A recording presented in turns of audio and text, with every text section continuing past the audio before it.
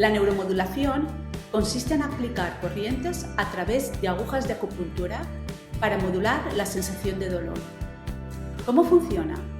Primero, buscaremos el punto de tratamiento con el ecógrafo y ahí colocaremos la aguja de acupuntura. Después, aplicaremos corrientes cerca del nervio o tejido afectados.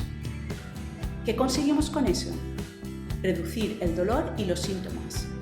De esta manera, podemos realizar tratamientos más activos como el ejercicio o la terapia manual y conseguir mejores resultados.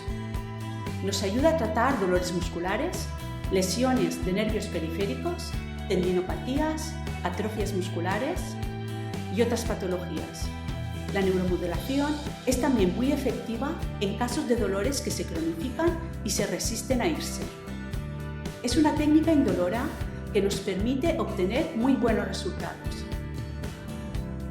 En la Clínica JJ Boscà contamos con esta y otras herramientas para acelerar el proceso de recuperación. Según tu caso, elegiremos las técnicas que vayan mejor contigo.